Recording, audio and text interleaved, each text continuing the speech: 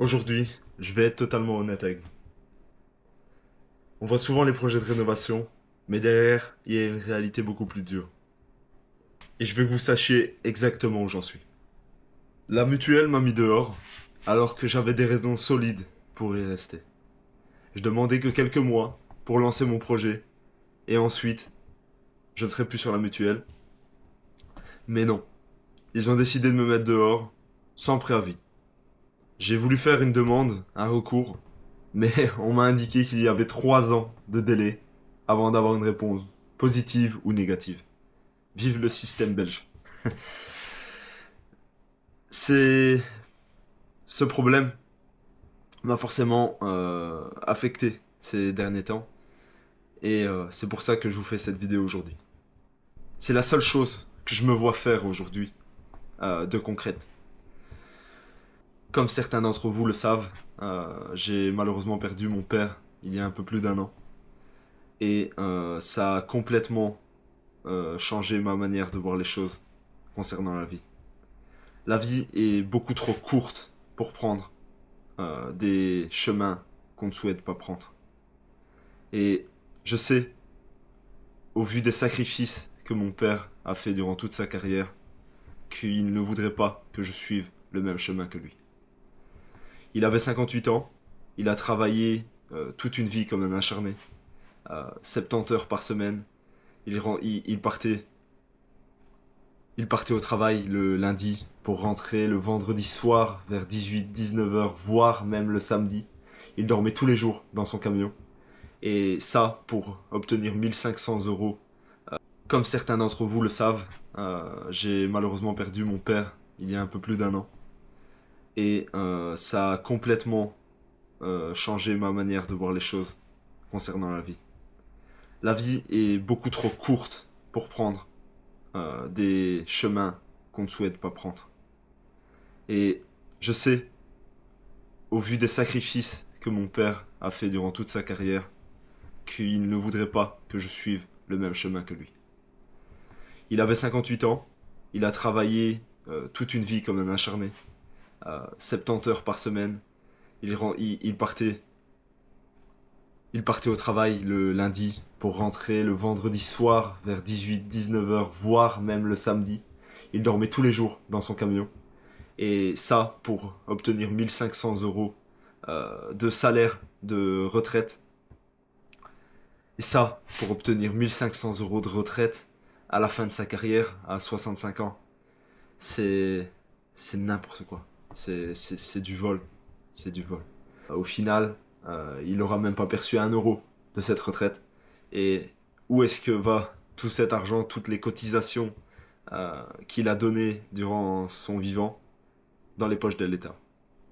Et en plus, et en plus de ça, on vous fait payer une succession sur tous ces biens qu'il a obtenus durant sa vie.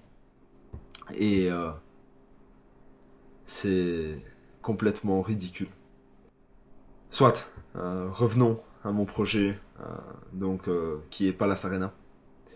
Je me vois absolument pas faire autre chose que ce projet ou d'autres projets entrepreneuriaux à l'avenir. Pour une simple et bonne raison, comme je vous le disais précédemment, euh, je sais que mon père voudrait pas que je suive le même chemin que lui. Et il savait que avant même son décès, il le voyait, ça faisait des années déjà que j'entreprenais divers projets, sans grand succès jusque-là, je vous l'avoue. Mais je n'ai jamais arrêté. J'ai toujours persévéré et c'est pas prêt de stopper demain. Euh, je vais, je vais continuer et je voudrais vous remercier énormément pour le soutien que vous m'avez procuré ces derniers temps. J'essaie de faire mon maximum et je pense que vous l'avez remarqué, je pense que ça se ressent. J'ai eu un grave accident il y a quelques semaines et par miracle, je n'ai rien eu.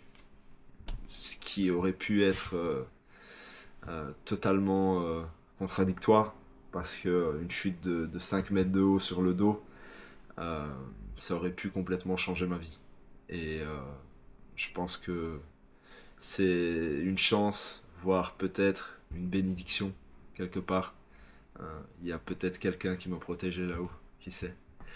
Euh, Soyons clairs, aujourd'hui, sans ce projet, je suis dans une situation financière très délicate. Il y a plus d'un an, donc avant même le décès de mon père, on a été signé le compromis de vente ensemble. Forcément, ce bâtiment a un coût très important.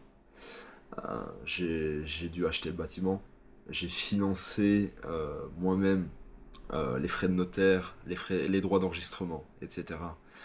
Bienvenue en Belgique, j'ai payé plus de 20 000 euros, donc 23 000 euros pour le tout, qui est complètement fou. C'est incroyable. Mais je n'avais pas le choix. C'est comme ça que ça fonctionne en Belgique. J'ai acheté un bâtiment en Belgique, donc je me plie aux règles belges. Ça, c'était que les frais liés à l'achat.